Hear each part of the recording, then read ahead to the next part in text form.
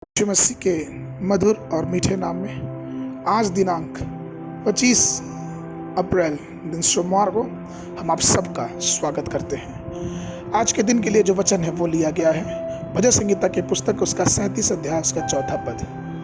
वचन कहता है, यहोवा को अपने सुख का मूल जान और वह तेरे मनोरथों को पूरा करेगा। परमेश्वर है प्रिय लोगों, परमेश्वर की उपस्थिति की स्तुति में बड़ा आनंद है।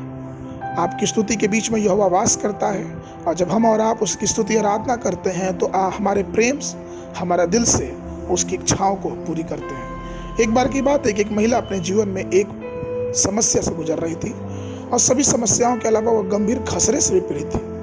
उस बहन ने परमेश्वर से प्रार्थना की, विलाप करके पूछने लगी कि मैं आपको मानती हूँ, आप पे विश्वास करती हूँ, फिर भी मैं इतने कष्टों से बीमारियों से क्यों गुजर रही हूँ। यहोवा ने उसे दर्शन में एक खाली कटोरा दिखाया और उससे कहा, तुम्हारे होठों पे स्तुति नहीं है, तुम्हारे दिल में आराधना नहीं है, तुम्हारे जीवन में कोई कृतज्ञता नहीं है और ठीक तुम्हारा जीवन इस कटोरे के समान है। शैतान इस जीवन में संघर्ष तो लेके आएगा, लेकिन उससे बाहर निकलने का सिर्फ एकमात्र उपाय है कि हम परमेश्वर की स्तुति, परमेश्वर की आराधना अपने दिल से करते रहें। ठीक उसी समय उस स्त्री को अपनी गलती का एहसास हुआ और वो उसी समय घुटने पर बैठ गई और प्रभु की स्तुति और उपासना करती रही।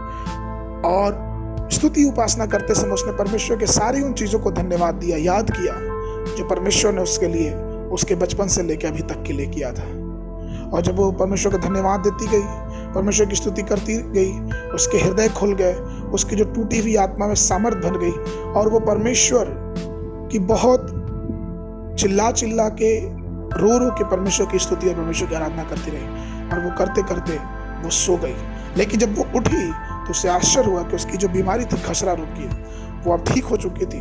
उसके बजाय जो उसका शरीर कमजोर था, उसके अंदर एक नई आनंद, दिव्य शक्ति और शांति से भर गया था। वो बहुत ही प्रसन्न हुई। मेरे प्रिय पवित्र शास्त्र इब्रानियों की पुस्तक उसका 13 और 15 पद में कहता है, इसलिए हम उसके द्वारा स्तुति रूपी बलिदान अर्थात उन होठों का फल जो उसके नाम का अंगीकार करते हैं परमेश्वर के लिए सर्वदा चढ़ाया करें। क्या हम और अब चाहते हैं कि हमारे दिल में परमेश्वर घर बनाए, परमेश्वर की महिमा से हमारा जीवन भरे, तो हमें और आपको उसकी स्तुति और आराधना करनी पड़ेगी। क्योंकि यह स्तुति आराधना है जो हमारे जीवन के सारी समस्याओं को एक किनारे करके परमेश्वर की सामर्थ हमारे जीवन में भरेगा। क्या हम चाहते हैं कि हमारा जीवन सारी बीमारियों से दूर हो, सारे रोग और कष्ट से स्वस्थ हो?